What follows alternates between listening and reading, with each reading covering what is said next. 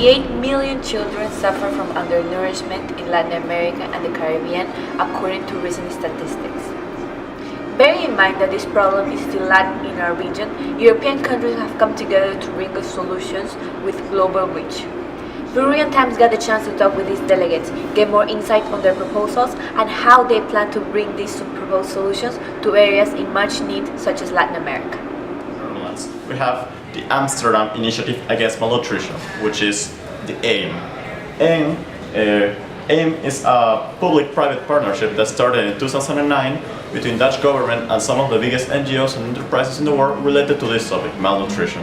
AIM has already 10 working programs which include different aspects of malnutrition, for example, food fortification, crop fortification, financiation, quality assurance, fortified dairy, vegetables, or even quality of water. So Amsterdam Initiative, it's supported by the European Union, by OCDE donors as well, and well, it's in some negotiations with the BRICS to have also some funding and some support, some economic support for this initiative. Now we're aiming to reach some of the South American nations, as we have already reached some of the Latin American, some of the Caribbean, such as Haiti and Dominican Republic. And we work with local partners in each country. For example, in Africa, we work with the African Union and with local cooperatives.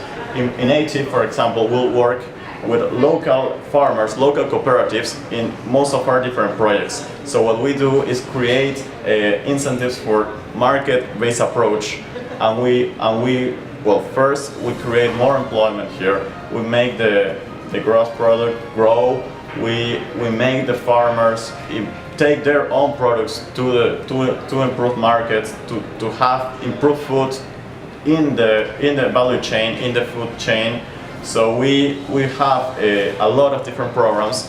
It's a really complete strategy, and we're planning, as it has been really successful in many countries in Africa, in Latin America, in the Caribbean, and also in Asia, we're planning to implement that also in South America. Many countries today has internal world milk banks that are given through donations, starting by the principle that there is no equal substitute for breast milk. So what the Kingdom of Norway today is proposing is take it globally through the Global Milk Bank.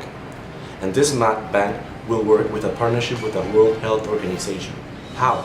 We're going to incentivize donation by ethics and marketing campaigns, and partnerships too with UNICEF that has an expertise in that matter. And also with incentives for mothers that are hospitalized and are during birth period. So they will be offered to have discounts on hospitalization in change of donation for breast milk. And how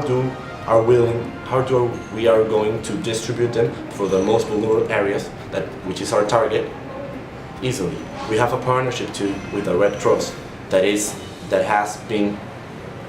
supporting this plan to take it to the most vulnerable areas in different kinds of distribution. For example, Brazil was one of the first pioneers to implement this kind of action of the milk banks. So we can negotiate with them to reply their matters in other countries, such as Peru, such as Bolivia, such as Colombia, that actually have difficulties on breastfeeding. In that way, having said that, this Global Red Cross organization can help us to distribute them and access to the most vulnerable areas. We will not solve this problem on our own. Global cooperation is needed in order to bring the much needed progress for our region. María Claudia Aguilar, for Andean Airmail and Peruvian Times.